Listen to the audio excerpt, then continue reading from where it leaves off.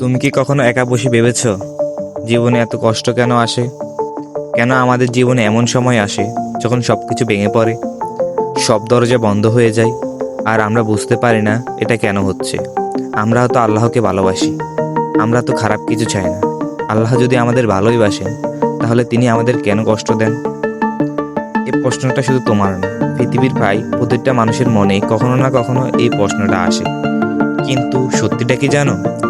আমরা অনেক সময় ভাবি কষ্ট মানেই খারাপ কিছু, কষ্ট মানে দুর্ভাগ্য, কষ্ট মানে জীবনে সব শেষ হয়ে যাওয়া। কিন্তু বাস্তবতা একদম উল্টো। কষ্ট মানে আমাদের জীবনের সবচেয়ে বড় শিক্ষা। কষ্ট আমাদের এমন কিছু শেখায় যা সুখ কখনোই শেখাতে পারে না।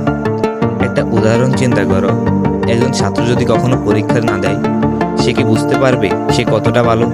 সে কি নিজেকে প্রমাণ করতে পারবে? না, কখনোই না। ঠিক তেমনই এই দুনিয়াটা একটা পরীক্ষার জায়গা। এখানে প্রতিটা মানুষকে পরীক্ষা দেওয়া লাগবে।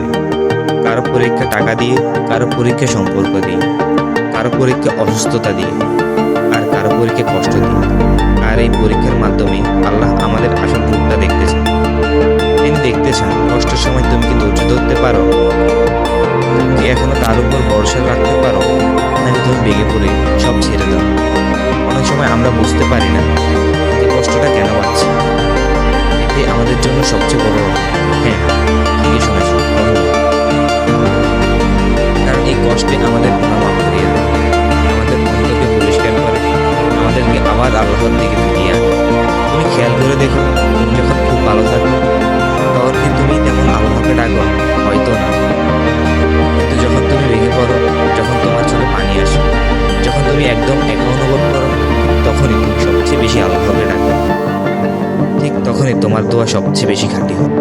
হয়তো কেউ তোমাকে বুঝছে না, হয়তো তুমি অনেক চেষ্টা করেও সফল হচ্ছ না, হয়তো তুমি এমন একটা পরিস্থিতির মধ্যে আছো যেখান থেকে বের হওয়ার কোনো রাস্তা তুমি দেখছো না।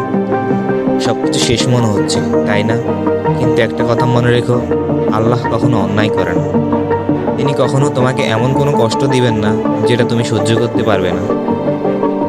আজ তুমি যে কষ্ট পাচ্ছ, হয়তো তুমি এখন বুঝতে পারছো না, কিন্তু ভবিষ্যতে তুমি বুঝবে। এই কষ্টটাই তোমাকে বদলে দিয়েছে, এই কষ্টটাই তোমাকে শক্ত করেছে, এই কষ্টটাই তোমাকে এমন একজন মানুষ বানিয়েছে যাকে দেখে একদিন সবাই অবাক হবে।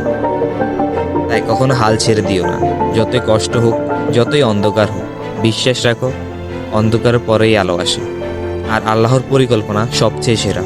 তুমি হয়তো এখন বুঝতে পারছো না, কিন্তু তিনি তোমার জন্য এমন কিছু প্রস্তুত করেছেন যেটা তোমার পরিকল্পনার চেয়ে সুন্দর। তাই ধৈর্য ধরো, দোয়া করো, আর সামনে এগিয়ে যাও, কারণ আল্লাহ তোমার গল্প এখনো শেষ করে।